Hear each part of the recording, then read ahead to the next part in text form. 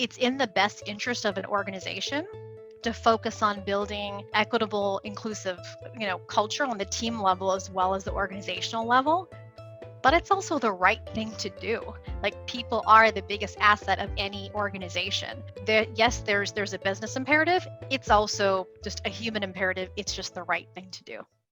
Hello and welcome to Voices with Talking Talent, the podcast that explores the real issues people face in the workplace. This is the space to have the open and brave conversations that inspire change and spark action.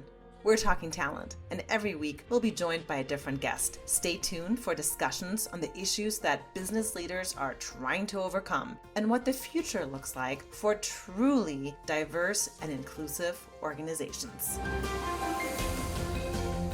When Professor Kimberly Crenshaw coined the term intersectionality 30 years ago, it was a relatively obscure legal concept. Then it went viral. So let's talk about intersectionality and why it is important in the workplace. To help us with this topic, we have DEI expert Anu Mandapati. She leads the Diversity, Equity, and Inclusion Department at Talking Talent, and she's a head coach.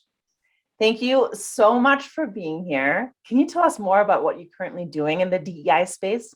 Absolutely. Thank you, Andrea. We partner with our clients wherever they are in their DEI journey to create measurable, sustainable change. That could look like creating a multi-year DEI strategy for an organization, or creating coaching-led programming at the individual, the small group, or team level to really embed the learning. We offer these opportunities to really practice so the learning sticks, and then people can really actually experience a more inclusive culture. Awesome. And tell us a little bit about your background. Like, how did you get into the DEI space? How long have you been in it? Absolutely. So way back in the day, won't tell you the date, but I actually started off in mental health. And I was really focused on making sure that we were upskilling our staff to really provide culturally competent services to our clients. DEI, whether it was in mental health or leadership development to where we are today, has always been in the foundation of everything that I've done. And I really see inclusive leadership as leadership. They're not two separate topics. As we move into leadership, I'm not talking about the actual role. I think everyone is a leader. And so how can we be more inclusive? And then, so it was just a kind of a nice journey that just kept evolving into where I am now, where I partner with leaders and teams and organizations to really make sure that we are creating those cultures where people can thrive. Yes, and you are awesome at it. I love watching you in action. I have learned so much. So I'm so glad you're here on this podcast. Let me ask you first, what is intersectionality? Do you have a definition for us so we can really understand it? Absolutely. It's interesting because I think sometimes people get a little confused of what it actually is. Intersectionality is a lens through which you can see where power comes and collides, where it interlocks and it intersects. You mentioned Kimberly Crenshaw. The way Kimberly defines intersectionality is the interconnected nature of social categorizations like race, class, and gender as it applies to individuals or groups.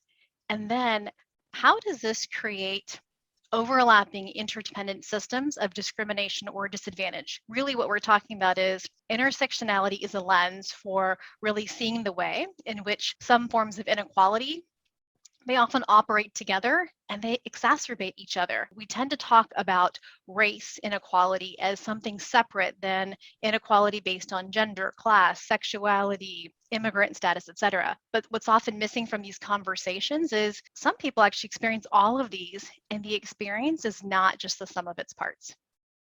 Yes. So when companies, when they start putting DEI strategies in place, do they know about this most of the time, or is it something that gets overlooked when they first get started in this? I think some people are very much aware and they're being intentional, and some people don't see it. When you think about just diverse representation, such a big push for it, especially right now, and where there's over 36 dimensions of diversity. A lot of people are paying attention to the visible dimensions of diversity like gender, age, ethnicity, and not looking at the intersectionality piece. So, I mean, we've worked with certain, clients over the years where they've made a lot of progress with respect to gender, but you actually take a look at that specific data, and when you look at the gender data, it's actually, dig a little bit deeper, it's actually that white women, for example, have been promoted, or or they've been hired more often, as opposed to kind of missing that intersectionality piece. And I think that's why it's so important. So some people are more intentional and they're more aware, but some people are just so focused on let's just get more diverse representation through the door that they're not looking at that intersectionality lens. Yeah, it's interesting because let's get a little personal here. Both you and I have some intersectionalities going on. I'm a woman and I'm also an immigrant. When people look at you, what do you think they see? Do you think they see both? What parts do you think that people pick up on? Well, something that that many people may not know about me is that I moved to the US when I was 5. When people see me, they don't see me as someone who grew up somewhere else or who was born somewhere else, right? So it's, you're American, you don't really sound like an immigrant, you don't sound like an Indian, whatever that looks like for them. So I think for, how we get seen when people don't know us is different than when people actually start to connect with us and find out our stories. And we all start to share because we all have diverse experiences and that we all have intersectional identities, and looking at, what's that interplay among all of them. Because again, when we talk about identity, there's over 36 dimensions of diversity, but most of the time we're looking at just the visible or what we can hear or what we can see, right? Yeah. It's so interesting for me that there are just so many people that identify with one thing, but then when they really think about it, a lot of us, most of us have some type of intersectionality and that needs to be looked at.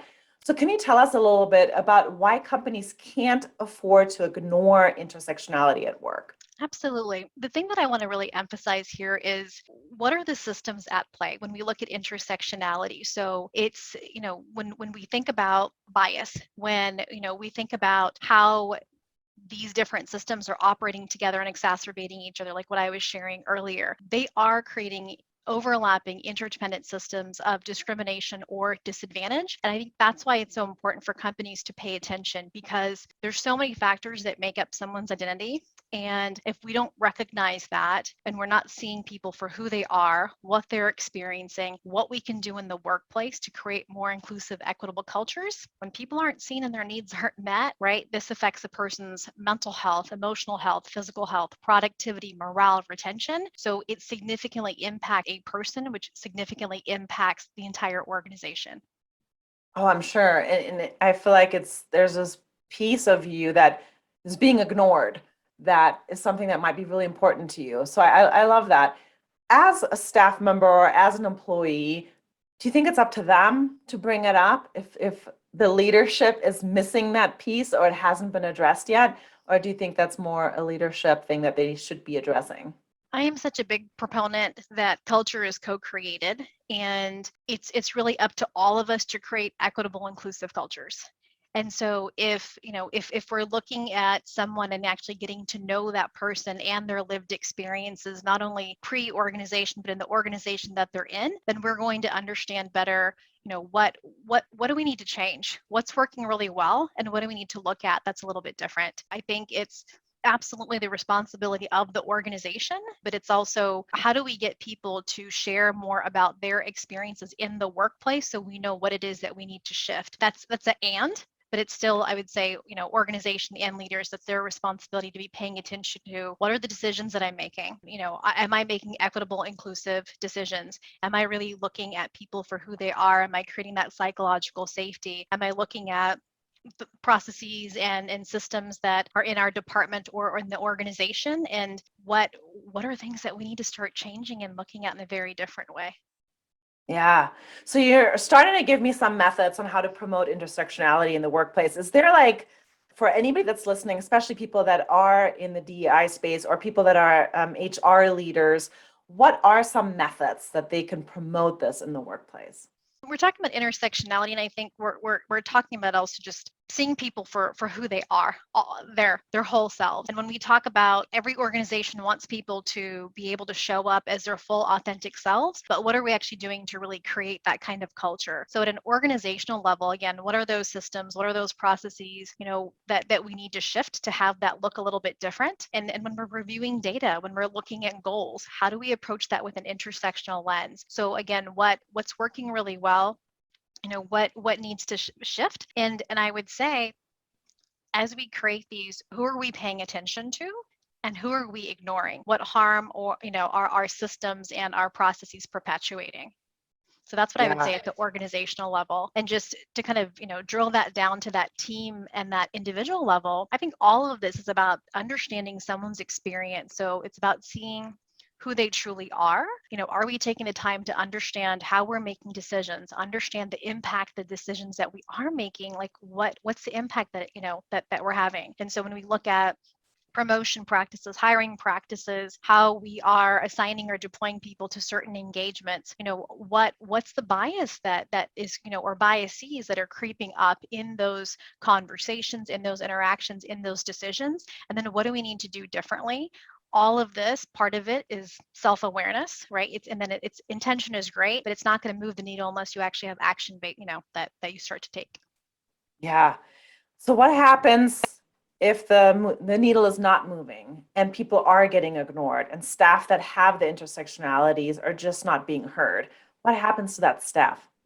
I mean, you look at a variety of organizations, so that have. Let's talk about the tech industry, for example. So it was, Google and Apple and all these major tech organizations. I believe it was around 2014, 15 when they first released their diversity data, their transparency reports. And in 5 years, when you look at what progress was made, there wasn't a lot. If you look at the Latinx and Black populations within the workforce, I believe that in a 5-year period, there was in most of those organizations, I believe it was less than 1% increase. If we're not looking at creating equitable, inclusive cultures, nothing's going to change. There's such a push for diverse representation. So, companies are just really trying to just get people in through the door. No one's going to stay unless you actually change the culture so people want to stay. A place where they feel like they belong, they can be themselves, where they're celebrated, valued, appreciated, cared for. And if leaders and organizations don't make those shifts, then it's you're not honoring anyone, as far as all of who they are. They're not able to really bring who they are. And a lot of the times people are wearing masks, or they're not able to show up as who they are. So they're going to be more disengaged. Morale is going to go down. Productivity is going to go down. Retention is going to go down. So it's in the best interest of an organization to focus on building equitable, inclusive, culture on the team level as well as the organizational level. But it's also the right thing to do. Like, people are the biggest asset of any organization. Yes, there's a business imperative. It's also just a human imperative. It's just the right thing to do. The right thing to do. I love that. So you mentioned in the past, we didn't really look at intersectionality. Now that we are, there's just so much change in the DEI space. Can you tell us a little bit about what the future holds for us in this space and what this is going to look like in a couple of years? I know you don't have a crystal ball, but what are you seeing? What are some trends that you're seeing? The big push again, I'd say, is people are focusing on diverse representation. They're not focusing on retaining talent. They're not really focusing on what do we do to really shift that culture. People may think they're focusing on retaining talent, but clearly we're looking at a mass exodus in organizations. So if people have the option to opt out, if people have the option to move to another organization that actually does practice what they preach of having equitable cultures, they're going to move to it. So I think it's really about looking at practices. What are we doing, and what can we do differently to really enhance the employee experience so people want to stay? That's one piece of it. The other piece, I think, is just really looking at root causes of these challenges. And in so many organizations, I see that, let's just say, pipeline problems of I'm not even talking about getting people through the door, but like when people are there, if there is, within senior level leadership roles or higher level leadership roles, when you're looking at the data and they're seeing that there's not a lot of diversification, first thing you do, just, put out a leadership program there. I think leadership development, that's my background. I think everyone can benefit from that. But is that the real root cause if you have a leadership development experience for your diverse talent? Well, no. The real root cause is looking at what are we doing to help the leaders who are letting bias creep into their decisions. So similarity bias, we're hiring people who look like us, think like us, talk like us, walk like us. So all you're going to do is get a more homogenous workforce as opposed to a more diverse workforce. So are we helping leaders look at their bias and actually holding them accountable? So I think one thing we're going to see more of, which we've already started to see, is organizations really looking at, competencies, leadership competencies at every single level of the organization, from individual contributor to executive leadership. And, when it comes to performance review time, really making sure that they're being held accountable and tying this behavior shift to compensation. When that happens, you start to see a lot of momentum and shifting of culture in an organization. So I think that's something to look out for as well. Yeah. So what happens to organizations that don't have the right people in place to be teaching or coaching this? What do they do? They need to seek people out like us. I mean, it's really making sure that you have partners that can help guide you throughout this process. And one of the things that I really love about the work that we do, there's so many organizations that come in, or maybe even if you're just doing it within the organization internally, people are focused on learning, but typically it's one and done and nothing shifts 6 months later, a year later, 2 years later. The model that I really emphasize here is really our learn, amplify, and sustain model. So, how do we focus on learning those behaviors to create a more inclusive culture? And then, what are we doing to amplify that learning? And then, how do we sustain it, whether it's 6 months out, or a year or two? How do we create measurable, sustainable change? So, if it is, some form of workshop where you're learning new behaviors, where is that accountability? Where is that practice? How do you go in deeper? So, part of that could be individual coaching, team coaching, small group coaching. But the other piece of it is at that team level, most people spend most of their time with their teams. So that's a great opportunity to really help co-create that culture, set a commitment to each other on the team of here's what we want this to look like. And then let's hold each other accountable. Let's really support one another. And since this is in your day-to-day, that practice just happens naturally. And practice is what actually leads to progress. So do you come in once, you train people, you coach people, and then you go away? Or is this something that has to be done year after year, month after month even? It's a journey, right? Like there is no destination of we're very inclusive, check in, we're done. So what does that look like again, right? So that's why I go back to that learn and that amplification. How do we continue to amplify that learning? And then sustaining. So if we're doing that at a team level where we're holding each other accountable based on what we've just learned and what we've committed to, then that sustain piece can look a couple different ways, like to just the learning aspect of it, kind of what is that digital learning that supports it. But in addition to that, what we just talked about of if this is tied to your compensation and to performance reviews, that behavior shift will change. And so as an organization, are you going to take performative actions, or are you actually committed to creating an equitable, inclusive culture in the long run, not just something temporary for a month or two until my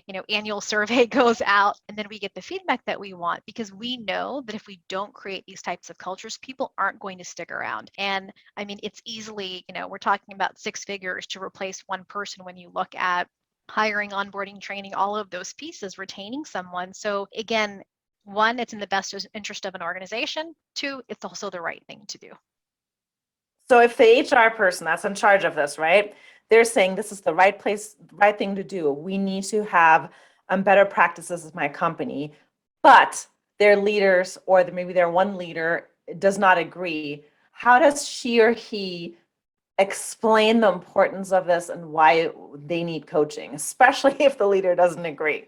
Because we have a lot of HR listeners and that are in this boat that need to upsell this internally to their bosses.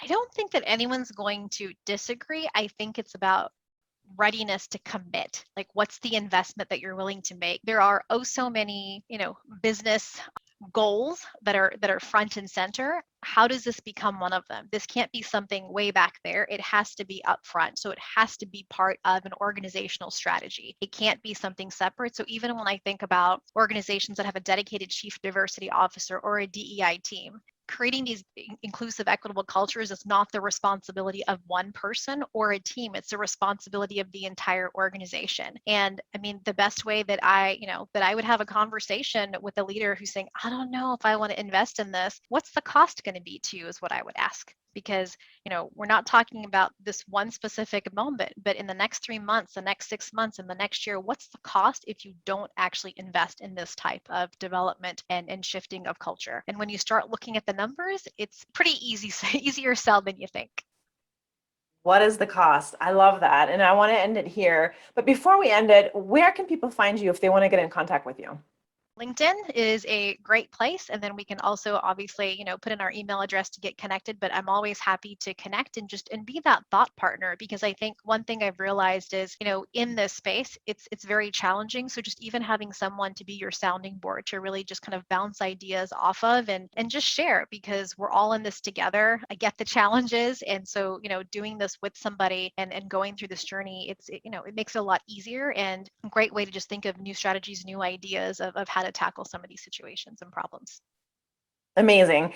And we're going to have you back multiple times because we need you as the DEI expert to really lighten or shine a light on some of these topics that are not that openly discussed. So thank you so much. We really, really appreciate your time. Yeah, thank you. Thank you for listening. This podcast has been brought to you by Talking Talent. We're a coaching organization that helps you develop, advance, and retain your talent. Together, we can create a more inclusive culture where your people and your organization can thrive. You can visit us online at talking-talent.com. That's talking-talent.com. If you liked what you heard today, please be sure to subscribe and leave a review. Thank you.